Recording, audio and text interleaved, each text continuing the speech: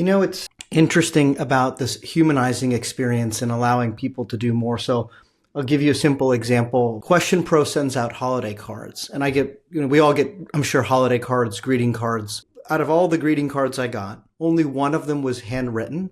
The rest were all maybe, handwritten and printed automatically and sent. And the one handwritten one is actually one that binds us all together. It's on my desk. It's written by Vivek Bhaskaran. You can actually see him, handwritten note, truly, who's such a financially well-off person, such a busy person, someone who doesn't have to spend time doing something like that and could outsource it to other humans or other AI. But the fact that he wrote a handwritten message when he didn't have to, and I texted him about this when we got back, and I said, that stood out so much to me. But the fact that you took the time for who you are to write a handwritten note to me made me value and feel so much more important to you in this community than I otherwise might have.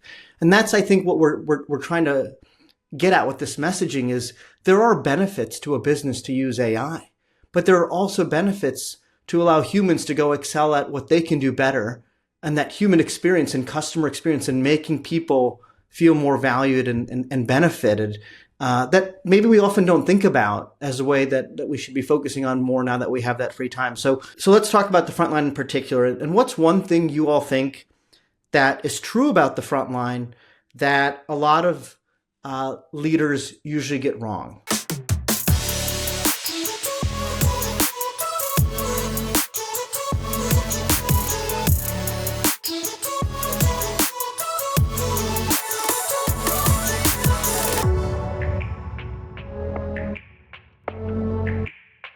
Hi, everyone. Welcome back to another episode of the Frontline Advantage. It seems like it's almost been a theme now that after each Question Pro X Day, we bring a few guests together to talk about X Day, the community, how we all got to know one another. And I'm so excited this year to have a few other guests on, in addition to Dan Riley, who joined us last year, Brad Fetterman, and Piyush Mathur. Gentlemen, why don't you briefly tell us a little bit about yourself, and then we're going to dive into some exciting questions. Dan, why don't you go first, Dan?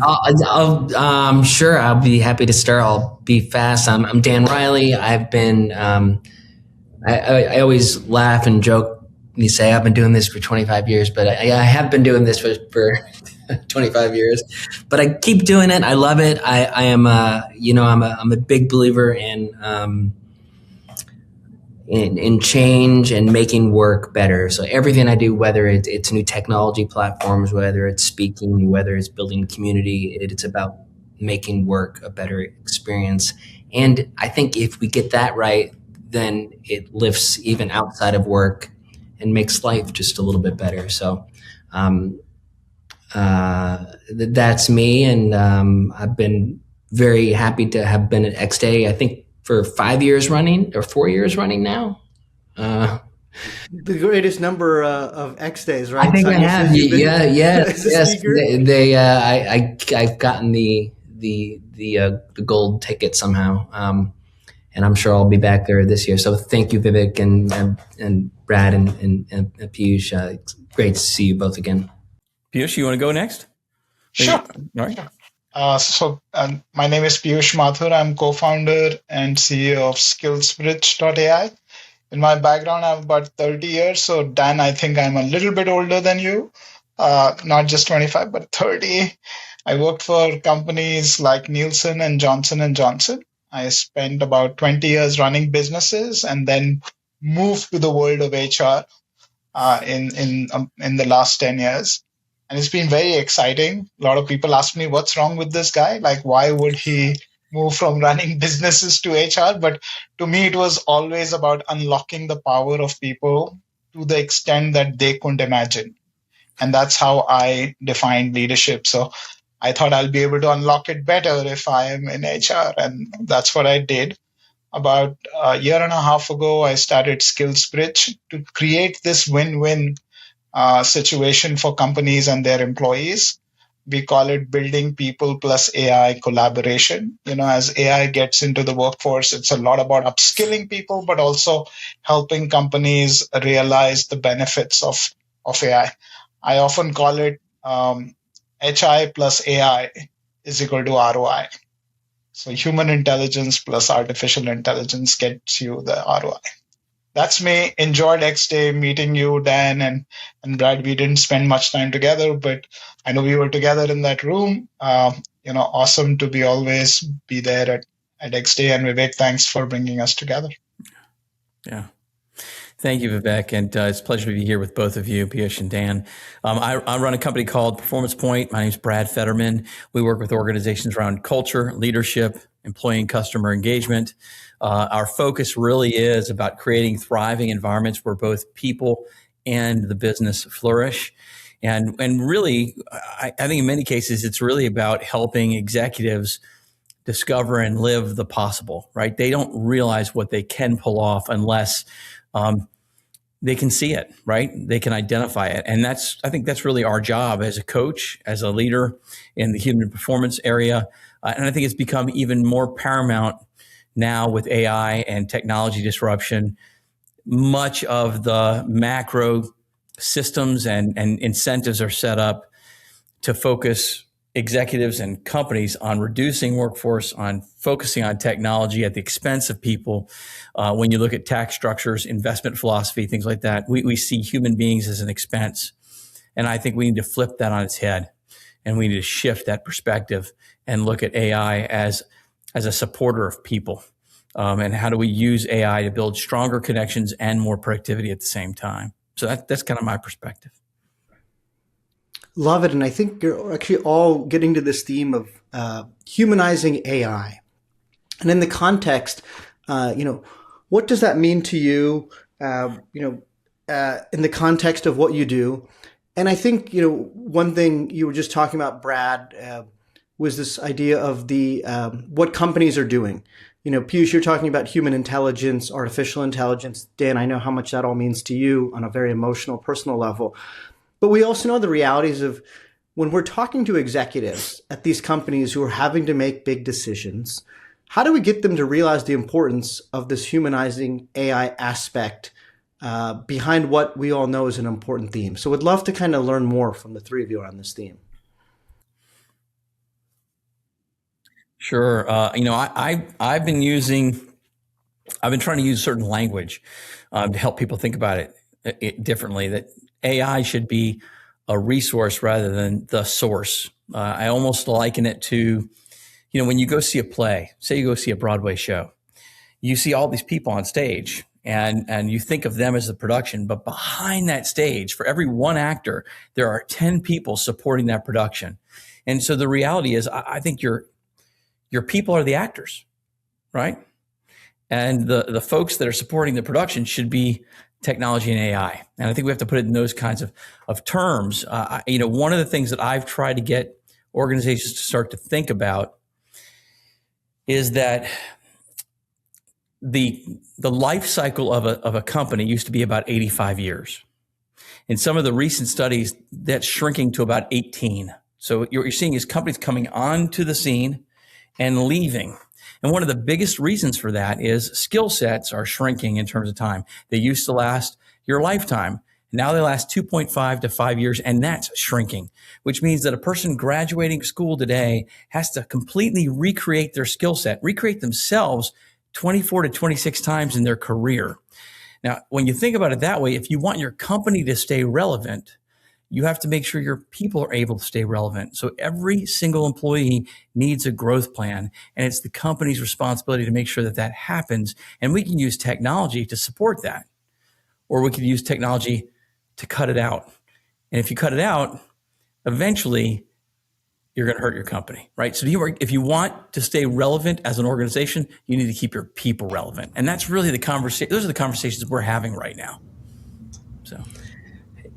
Yeah, just to kind of piggyback on that, Brad, I think that's so spot on.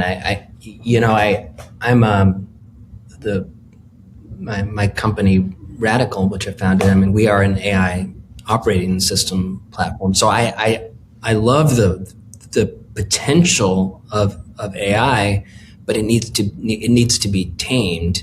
I talk about AI is not curious, nor is it conscious. Right. So understanding that it is an incredible aggregator of things, and it does help us increase speed. But as far as coming up with new ideas, and I want to be clear that it will start to get to that level, but I mean, it already is in some ways. So I don't want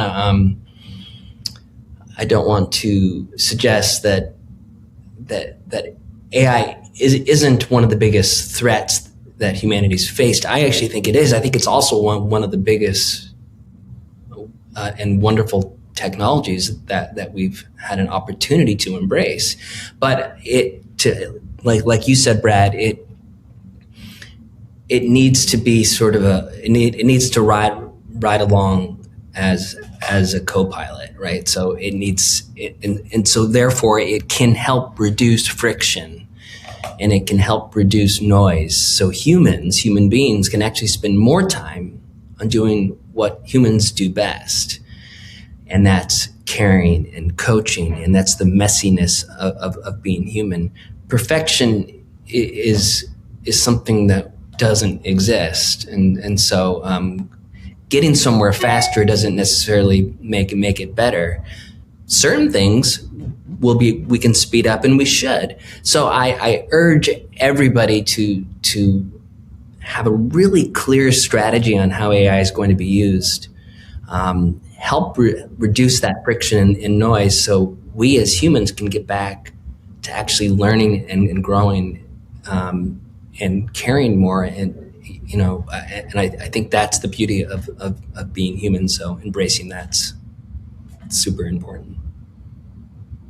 Yeah, and I would agree with both of you, Brad and Dan. I think we're thinking along the same lines. On one side, there's a whole lot of opportunity on how we could use AI. On the other side, there's so much of fear as to what it can lead to, right? And we see some parts of it. I mean, there's so much research that's been done. People are using AI, but not telling their managers that they're using AI. It's all showing the fear that exists in the organization. And on the other side, companies are doing a bit of AI washing.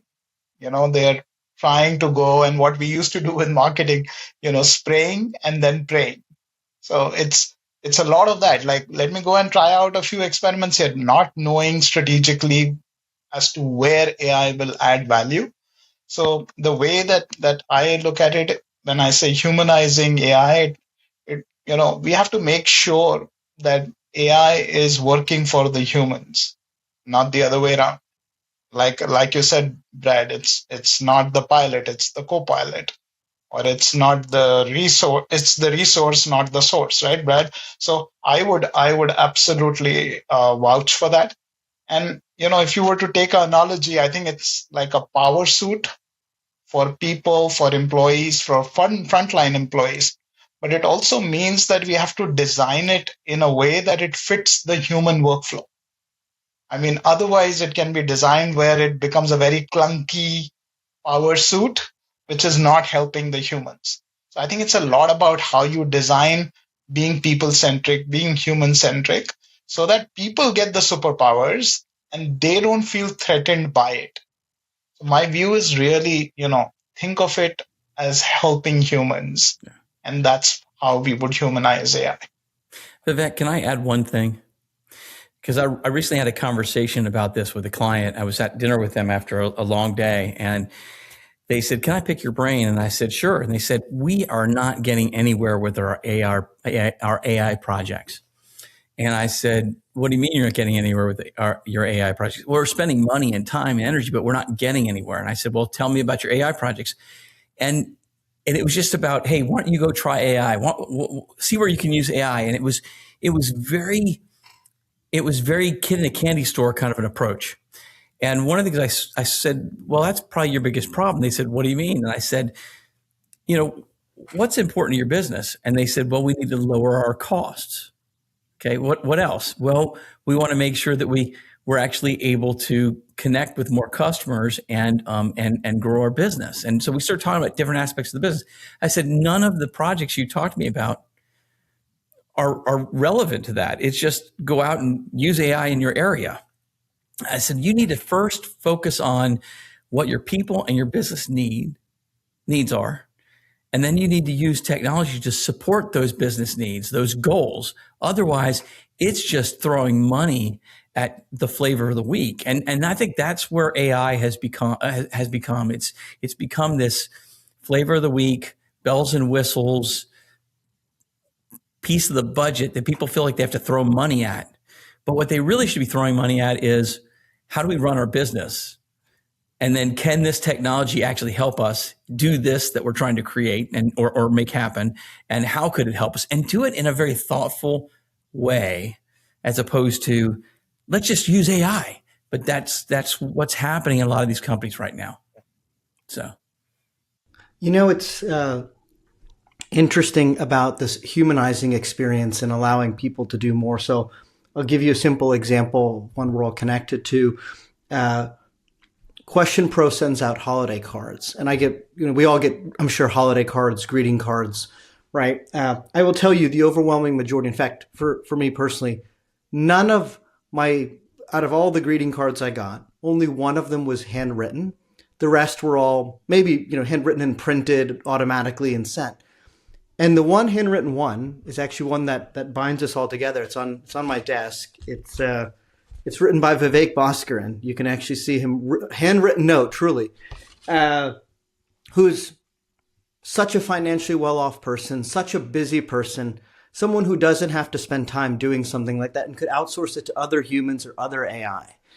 But the fact that he wrote a handwritten message when he didn't have to, and I texted him about this when we got back, and I said, that stood out so much to me. I mean, it's a beautiful card as it is. We get many beautiful cards, but the fact that you took the time for who you are to write a handwritten note to me made me value and feel so much more important to you in this community than I otherwise might have.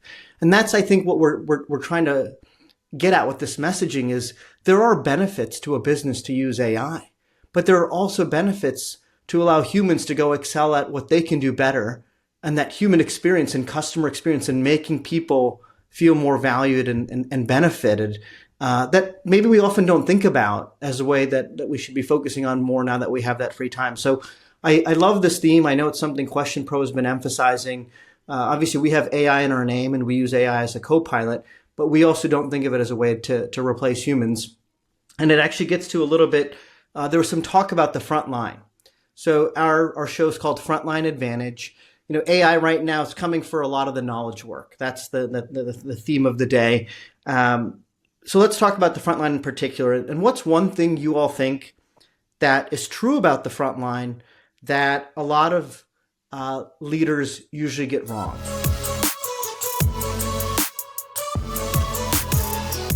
And, as far as frontline workers, I think here's the thing. I don't think that frontline workers, in fact, I'm very confident of this, are resistant to change. I think where things break down is there is resistance to broken promises, right? Unclear priorities, and change that's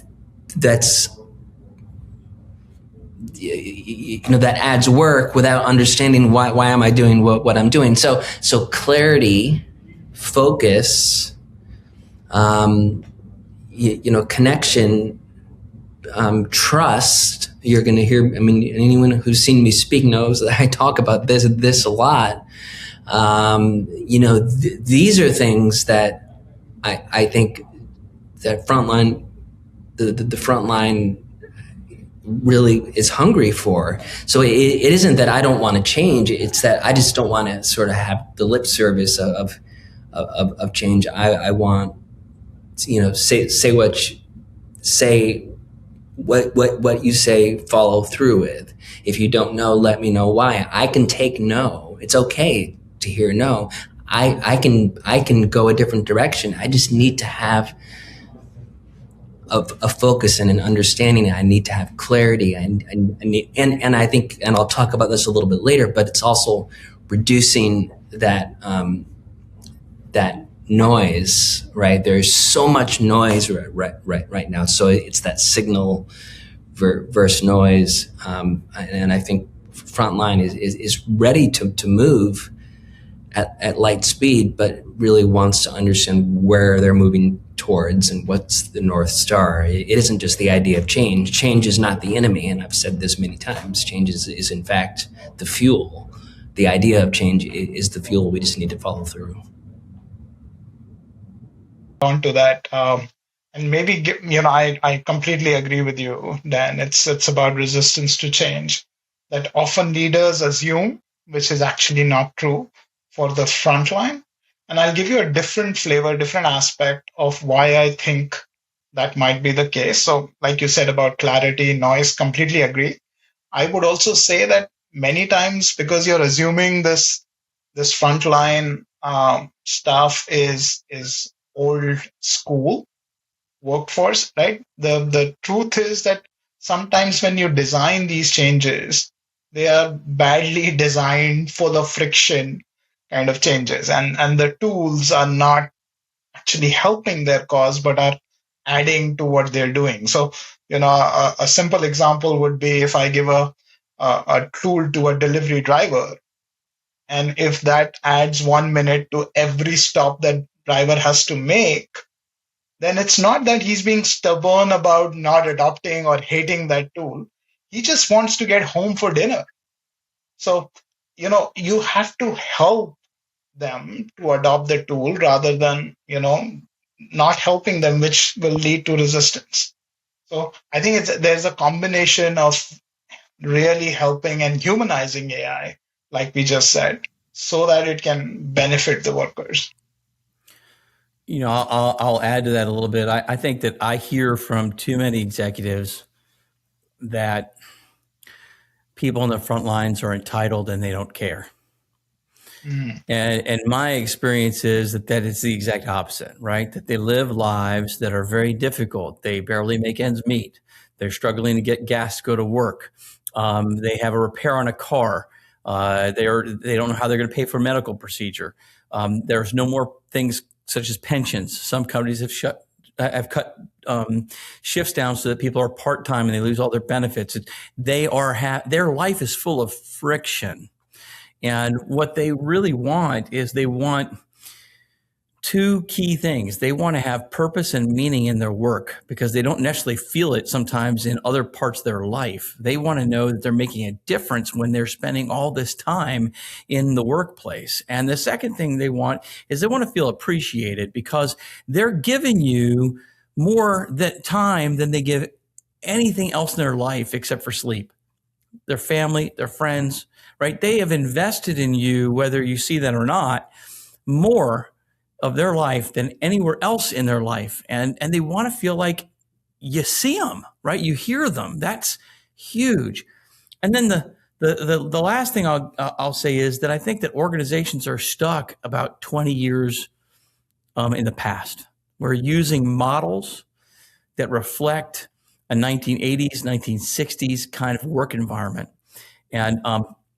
And one of the biggest places that's the case is with careers. I still have companies that try and create career ladders. Technology is so disruptive and your organizations are changing so fast. Career ladders are prehistoric and gone before you even finish putting them on paper.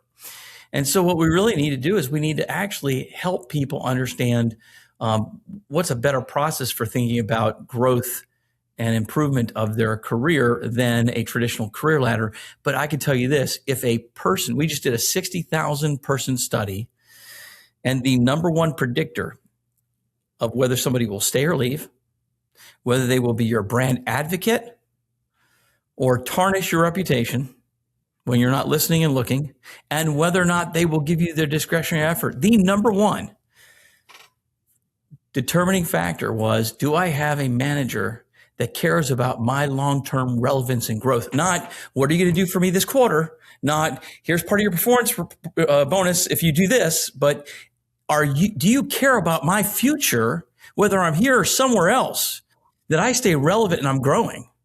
And companies aren't thinking about that, not thinking like that, and they have to. It's a new deal. It's a new world, and we have shifted, and we have to shift. We want them to shift, but companies have to shift themselves. Yeah, I mean, I can just add to that, Brad. Well, very well said. In Johnson and Johnson, we did a lot of analytics to understand that, and we found two key things that people were expecting from their managers, and if they delivered, even a bad performance rating was a good discussion. And the two things was my manager has my back, and my manager gives me feedback in the moment. Yeah. So what we did with that was coaching and caring were the two areas that the managers had to really improve themselves. Piyush, And we kind of you described the human experience. I mean, that's what you just described. We are human beings. Let's treat each other in a humane way. Yeah. And just to add on to that, I mean, the best thing leaders can do, or anybody can do, is be authentic and honest. I've always said this. I've been in the survey and the space for years, and feedback is a gift, and it's actually, if you're not honest to that around a performance rating, then you don't care, right? It's kind of like if you're in a relationship and things are rough, and it's like, then you're not fighting for it. You have to be able to show up and take accountability and give feedback and say, this is what I feel. This is like, and that's a healthy conversation. And I promise people who do that with care and love will make it to the other side. If you don't have the desire to have those types of conversations, then you're probably not, you're probably not going to make it. And I think, Brad, your statement, the best leaders also understand that they care about the work journey of their people, wherever it might lead them. Not can I retain you and how long can I retain you? Of course, retention is important.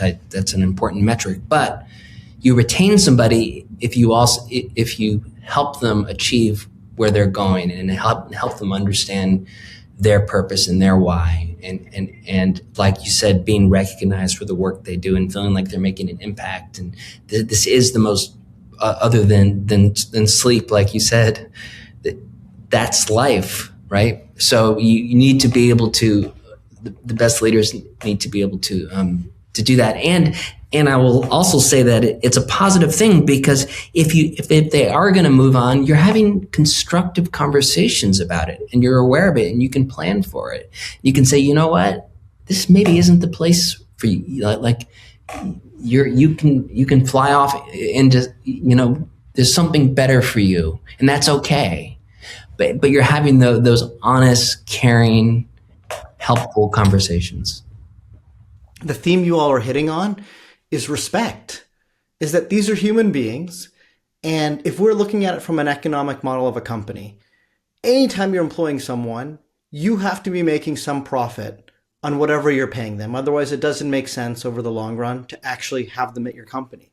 And so whether someone is a high paid exec or someone is an hourly frontline worker who's just getting by, at the end of the day, they're making your company more profitable if you're having them. They're an input into some output that increases your business. And so if you're able to treat your top level people with respect, that same level should be carried through all the way to the front line. They're part of the same team. And it is shocking how many executives seem to forget that and all of a sudden have a mindset shift because somebody may be beneath them on the traditional corporate hierarchy. So really, really great discussion. And what we want to do now is let's kind of tackle a core question each. I'm going to name one for each of you, and hopefully you can respond to this or wherever you kind of want to take it related to your business in particular. Piyush, with SkillsBridge, you think about upskilling a lot. And so with the Frontline and this idea of upskilling, a lot of the change happening with AI, and there's going to be automation, and people are talking about humanoid robots, all that stuff. But what's the constraint with upskilling on the front line? Is it time? Is it motivation? Supervisor support? I think we talked a bit about managers. Or is it role design? So kind of opining on that. Brad, your angle on practical culture and small chunks. 2 to 3 15-minute habits that create measurable behavioral change. If you want to share something like that. And Dan, with Radical, how do you design a system where commitments get delivered fast so people trust it again, that follow through and kind of with what you're doing? So if you can each tackle kind of a core question related to your business. Sure. Let me start with upskilling and what the constraint is. I think you mentioned a few. You mentioned the time constraint, the motivation of employees to upskill themselves, supervisor support, or role design. And I guess it's kind of a combination always, but I think the core of that would be role design. I would pick that because I think we are many times trying to bolt on learning to roles that are already designed for 100% execution. How do you expect that? I mean, you expect a frontline worker who's doing a 10-hour shift to be, you're thinking like a marathon runner to learn Mandarin when they are mile 22. It's going to be a miracle, right? It's going to be a miracle if they really get to learn that. So I think we have to really design these roles where the learning is baked in and those intervals are given. We used to do that in the companies I have worked, where we used to block time of my team that this is your training hours. Now that could be weekly, monthly, fortnightly. Teams can decide that, but that's the part that is mandatory. And I think in the environment we live today, Vivek, it is so much better because some part of the role can be done by AI, so that you can free up their time. And now is the time for upskilling. And that's why I say that, if machines are becoming better machines, then humans need to become better humans. And, everybody has to upskill. It's not about whether my business is transforming. It's about how, I can't stop transforming. It is a continuous evolution of transformation. So I think that mindset has to come for upskilling as well. All right. So you wanted me to talk a little bit about short, quick chunks about how we can promote the kind of environment and culture we want. And I think the first thing you can do is you got to get really good about asking questions. Now, let me rephrase that. They need to be open-ended questions that aren't leading questions. Things like when you're walking down the hall, it's easy to say, what's one part of our culture you think we're living up to well? The next day you could say, what's one aspect of our culture we could do a better job on, right? Asking open-ended questions to get people to respond and think about where we're going and what we're doing and why we're doing it, I think is important. I think that's key. I think that the second thing I would tell you is that I believe in doing meetings called culture workouts or huddles that are 5-10 minute kinds of discussions or activities where people learn together. Now that's really important. Most huddles or culture workouts I go to in companies today still, and it's depressing when I see it, is a manager spouting at their employees for about 10 minutes and then sending them off to work. And the truth is no one ever learns from being told things. They learn from reflecting and struggling with ideas.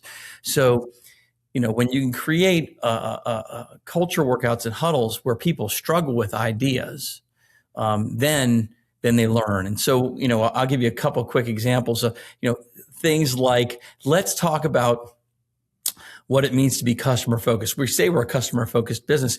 How are we a customer focused business? And everybody kind of talks about it and comes up with thoughts and ideas. How can we become even more customer focused as a business, right? And so you talk about those, you work through that, and you'll find that, Vivek, you might say something that here's how I think we could become a better, customer focused organization. And Dan might go, why do you think that would make us more customer focused? And this conversation ensues where maybe Dan actually gets you to raise the bar even more. And he's a peer of yours. And it's not the manager telling people, it's that dialogue that lifts everybody up. And then at the end, you need a call to action. You need to be able to say, so out of all the things we discussed today, what's one thing you're going to do differently going out there on the floor today, right? What's one thing you're going to do differently today going on the floor? So I think huddles are a key thing. And then the last thing I think that's really important is I think asking each employee to sit down and to outline what their talents, skills, certifications are, right? To outline what they're passionate about, what motivates them, what drives them, the kind of work and culture they want to work in. Use that to come up with an elevator speech that basically tells you and other people who they are. Like, it's interesting when people know their talents and passions and they know how they fit together and they go into an interview or they go into a process where they might get promoted and someone says, why should we give you this role? Those are the people that could easily say, here's why I should get the role. Here's why I'm different. And here's why I'll add value, because they know who they are, right? And then the last thing you got to ask them is the other piece, which is, where will the industry be in 3 years? What will organizations, not what will our organization need, what will organizations in this industry need in 3 years, 5 years? And then you help them take those talents and passions and say, okay, if this is what organizations need and this is what you can do, here's where you need to be. Now let's build a plan for you to get there. It's not about career ladders. It's about the future, where you're going to go. And just asking those 3 questions. What are your talents? What are your passions? And where is the future going in 3 years for this industry? You can have a profound growth conversation with your employees. And I would suggest that's a huge help, Piyush, in terms of skilling up. I think you'd agree. And so I just, those are the 3 things that I would tell you. They don't take long. They're fast and they don't cost money. They're easy to do. So. My question that you asked around, how do we design a system where commitments get delivered faster and we can kind of build trust again, and so it's more a systemic change. So I would say this, and I'm going to tie it to a couple things that we all said. Number one, I think you need to shrink the distance between signal and action. And what do I mean by that? And this is what we try to do at Radical and what we try to do in the advisory side of our work. It does mean it's a little bit of a less is more approach. So surveying just for surveying's sake, as we know, and I think, and I know Question Pro would agree with this, and they are a survey company. Intentional surveying with clear ownership, visible follow through, right? And then closing the loop publicly. These things are so important. If you don't build trust simply by listening, right? And I completely agree, Brad, what you said around more open-ended questions, but trust is built actually by doing something that people can see and feel.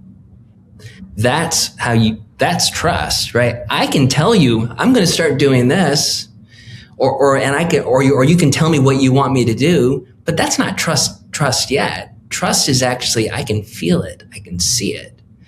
So I don't think the answer is necessarily starting with speed. I think it's starting with trust. Once you have trust, then you can start to go over the speed limit. But you need to build that trust first. So too often organizations, and this is kind of to Brad, what you were saying, where we still operate sometimes like it's the 80s or 60s, and we try to solve broken commitments by just adding more. So adding more dashboards, more approvals, more process, and somehow it feels like, well, if we just add more or give you more technology or increase your HR tech stack, somehow that's going to fix things. But that actually ends up slowing things down, and ultimately will erode confidence even further, because it isn't really solving for the problem. So it's really coming in with a targeted, focused approach, and that means having intense clarity. And again, this helps to build trust. So clarity, clear ownership, clear priorities, right? It's important to have. I've told this story before. I'll see if I can do it really fast in like 15 seconds. If there's 3 teams and you're asked to dig a 3 foot hole, and one team is your high performing team and one team is your low performing team, and I hate to even use that language, but you tell your low performing team where to dig, and you don't tell your high performing team where to dig, guess who's going to succeed, right? So you need to have clarity and ownership and priorities and direction. You know, this stuff is important. And so at Radical, you know, we ultimately designed for commitment. Integrity is how we talk about it. And so that means, you know, commitment is visible, right? And it's owned by humans, right? Tied to real work, real outcomes. And that's why connection matters, right? You need to have that connection to ultimately build that trust. So I think, when people understand who owns something and what done actually means, I think sometimes we're too loose on that too, and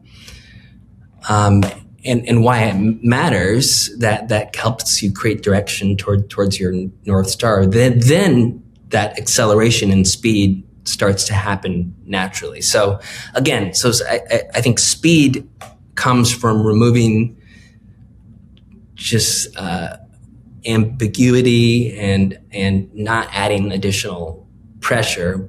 And I think trust, as we all know from life, comes from small promises consistently, those little things that you do consistently over and over again, and not sort of this I always joke in a relationship, once a year you do something really kind to your partner and deliver, you know, 20 dozen roses once a year. How are you feeling? All right, check box. You know, it's those little things consistently over and over and over again, not just once in a while, or not just big grand gestures. People want to feel it, they want to experience it. So I think commitments need to become, and that's how we make commitments, become more human-centered, transparent, grounded in reality too, which is key. And that will allow us to stop chasing updates and start believing that we can actually accomplish and build systemic change again. So that would be my answer. Dan, you bring up something really important. There are 3 aspects to a leader's role that are important. There is curiosity, not just about the business, but about your people. There's caring, and then there's competence. And in most of our organizations, we have placed way too much weight on competence and not on the caring and the curiosity. And the things that you just talked about, things I talked about, and things that Piyush just talked about, they're all preceded by those 2 C's, caring and curiosity. You can't do what you said, what Piyush said, or what I said unless you care and you're curious. And it starts. It's like people want to know how much you care before they know how much you know. So if you actually want them to be receptive to your message, they first have to feel like you care about them, the trust aspect, right? And then by them feeling like you have their back and you care, their receptivity to hearing the competence aspect or the instructions, whatever it may be, they're more likely to actually heed that and follow that, it seems. So great discussion. I know, gentlemen, we just have a little bit more time. We've been running long. It's been fantastic. So let's do 2 lightning round questions. Try to really limit your responses here to, say 15 seconds. The first thing I want to ask you is one thing you would ban that leaders do or keep doing in the name of culture. So what would you ban that leaders do in the name of culture? I can go first, which is I would ban the inspirational poster or the mandatory Fun Friday, right? If your culture requires a poster to explain it, then you don't have a culture, you have a marketing budget. I would ban listening and asking questions without clear follow through. Um, Again, which leads us right back to that's how you build trust. I would ban exceptions. I think culture is not optional for anyone. And I think all too often the person's been around for 30 years, the best salesperson, the brain surgeon, the CEO, whoever it is that's special that we're afraid to lose tends to get an exception. It's optional for them. Oh, don't worry. That's just Joe. He's been around for 30 years. And when we do that, we've redefined our culture to the lowest common denominator. Exceptions have to stop. It cannot be optional. One more. For anyone. One metric you trust more than engagement scores. Time to resolution, which again sort of ties back to the theme of follow through. You know, and again, and that's just being honest and caring. People will feel that. Raising your employee engagement index by 3 points, you can celebrate. But if you're feeling something and you want something, that time to resolution is such a critical metric. I would pick something called the help request ratio.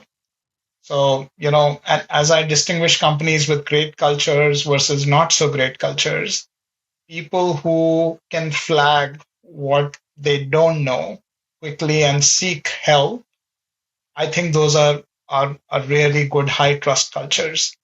But nobody really tracks that.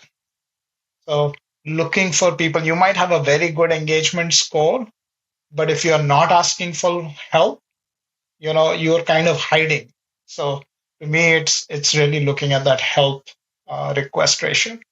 I'm going to get a little bit more qualitative and philosophical. I love two questions that I love to go walk the floor and ask every employee. And they are, why do you work here? And why does this place exist? And they're the most telling questions you'll ever ask and hear the answers to. When you say, why do you work here? You're looking for something unique and specific about the organization. But all too often I hear paycheck, job. And when you hear that, I'll leave for a nickel and go somewhere else because there's nothing keeping me here.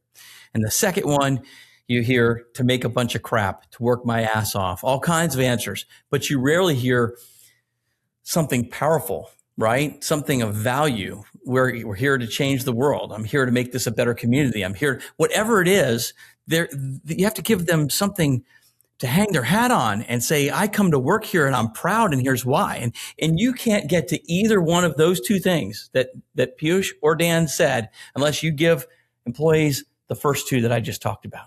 If I don't have a reason to work here and I don't see the why we exist, the other two don't matter at all. I ask employees and leaders at the end of each day, as often as you can, to ask yourself two things. How will I be remembered today for those people who I interacted with? Right? So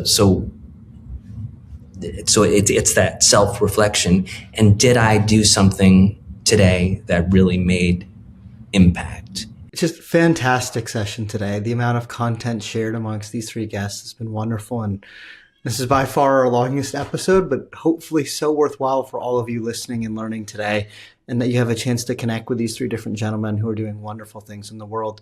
I'm very honored to not only have them on our show, but to have met them in person at Question Pro's X Day, and definitely look that up if you're looking to be in the Austin area in October and actually see the different things that Question Pro has to offer on the market research, the customer experience side, and of course what we talked about today, the employee experience side. Do check them out. I want to thank you all for joining in, and I want to thank these three gentlemen today for coming on Frontline Advantage.